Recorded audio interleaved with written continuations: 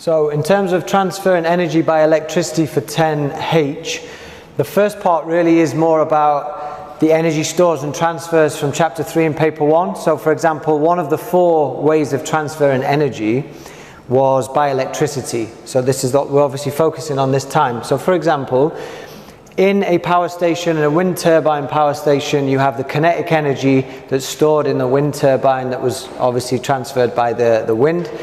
This then creates the electricity actually that we're using, but it's transferred by electricity to homes via the national grid. Now the national grid is something that we'll focus more on in chapter 13 on electricity and magnetism.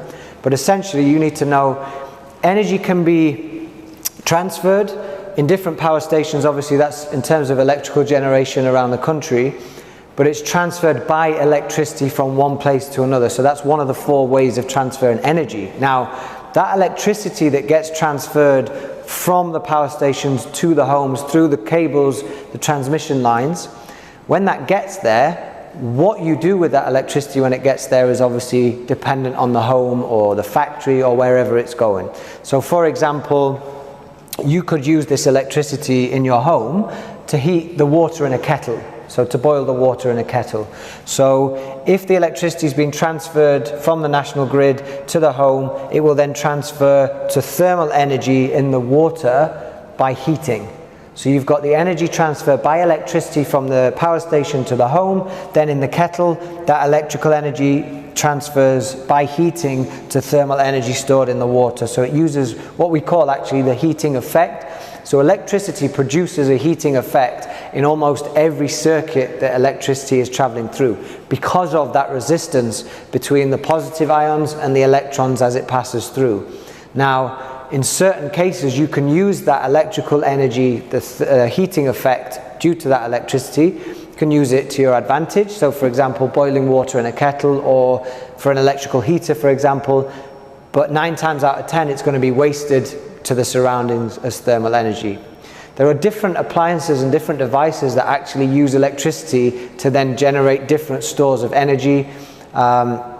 Electrical fan, for example, so you've got the electricity coming into the home and then you plug in a fan, and then that electrical energy will be turned again into kinetic energy by forces. So you've gone from transferring by electricity to then transferring by forces to kinetic energy in the fan itself. Lots of different ways. Another example is a battery-powered fan. Okay, so you could have a battery-powered fan or battery-powered heated gloves. The battery has chemical energy stored inside it. So again, it's one of the stores of energy that we looked at. That's then transferred by electricity in the wires to either kinetic energy in the fan or to thermal energy again in the gloves and the surroundings where you're making use of that heating effect of electricity. So literally just thinking of any different way that the electricity, when it's created, is transferred from one point to another by electricity and then transferred to other forms, other stores, okay, in different ways. That's the first part. It also asks again for a definition. You need to know at this point, what have we got? What's the difference between energy and power? So we know that power, by definition, is the amount of energy transferred from one place to another per second. Okay, so the energy transferred per second.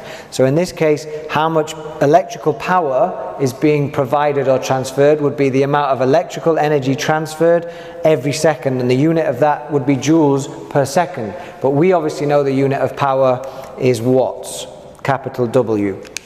Okay, so that's the definition of power.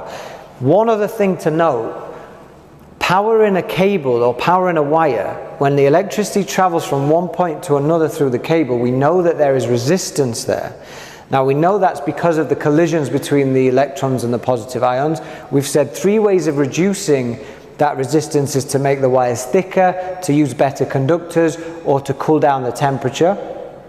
But it's still going to happen. You're still going to have some power loss due to that resistance. And the equation we looked at in the last section, P equals I squared R, that equation is specifically telling you how much power is lost in a cable or a device due to the resistance in the device or the circuit itself. Okay, so that equation can be used specifically to find out how much power is lost due to the resistance in the circuit. The last part of this section is AC/DC. So AC/DC stands for specifically AC, which is alternating current, and DC, which is direct current. So the definition of alternating current, or AC, is that current changes direction constantly. The difference between AC, which is alternating current, and DC, which is direct current, is simply the direction changes in AC. So the electricity could be flowing from left to right, for example, or then it could be changed its direction completely and travel in the opposite direction. And if that change constantly happens, then you have alternating current. Whereas on the other hand, DC is simply in a simple battery, for example. So in a circuit where we have a simple cell, the negative is the small one, positive is the big one, then electricity, the electrons are going to flow out of the negative round the circuit and back into the positive. That's DC. This current will never change its direction. It will always go anti-clockwise, for example, in this circuit. However, if you were constantly flicking the positive and negative terminals onto the opposite sides, then your current, your electrons would constantly be traveling clockwise, anti-clockwise, and so on. And that continuation of changing direction is when you get AC, alternating current. So it is a direction change more than anything. Now, you do have to be able to identify graphs that are either AC or DC. You need to be able to distinguish between an AC graph and a DC graph, okay? And bear in mind, we're talking about alternating current, but you can't have alternating current unless you have alternating potential difference, because it's that alternating potential difference that creates the alternating current. So it could be a graph of voltage with time, which changes direction, which essentially means I have an alternating current with time as well. This one looks like a standard sine curve or cosine curve, okay? So for AC, it does look generally like a sine curve, and DC is quite commonly referred to or drawn as just a straight line, flat line in that one upper section of the graph. But you could have a DC graph that also looked like this. So for example, if I want to draw another DC graph, that one is also DC. You have to be careful. AC means change direction. On a graph, positive and negative represents a change in direction. It's the same for forces of motion, velocity time graph, displacement time graph. You can only see a direction change if you go from the positive section of the graph to the negative section of the graph.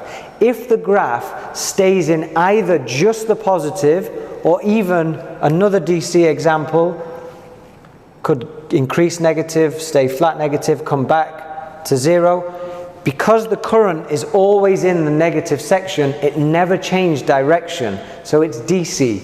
This is DC. That one, although it is constantly changing the size of the current, it's going bigger, smaller, or back to the original, which is still a certain value of current. It's constantly changing its size, but it never changes its direction because it is always in the positive section. This one's obviously DC. Not only is it in one direction, it's a constant current. So let's say that was 10 amperes, it's a constant 10 amperes in the same direction, okay? This one, on the other hand, is constantly changing size, so it increases from 0 amperes to a maximum back to 0, and then it changes its direction and it increases again to a maximum in the opposite direction, and then it goes back to 0, and then it changes its direction again, and it constantly changes direction and it constantly changes size. So if you have an alternating current, two things are going to happen to your current. Two changes are going to occur with your current. And I've seen exam questions that ask you to explain the changes that occur in a certain cable. And most people say, oh, well, if it's AC current that's passing through this cable, it must be changing direction. But they always forget that actually that means it's also changing its size, because you can't go from one section to the other without actually going back to 0 and then changing your direction. So you have to go back to 0. You could instantaneously change your direction, but it's very rare that that would happen. So it always goes through the 0, then changes its direction. So it's changing size and it's changing direction. Whereas DC, you could change the size anytime. It would look like this or even this.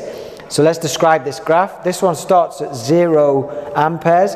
It increases its current in the negative direction. it then remains at a constant maximum, and then it decreases to 0 all in the one direction. So the only way you can draw an AC graph is if the graph itself crosses between the positive and the negative. If it only stays in one, either positive or negative, then it is explicitly DC direct current. Okay?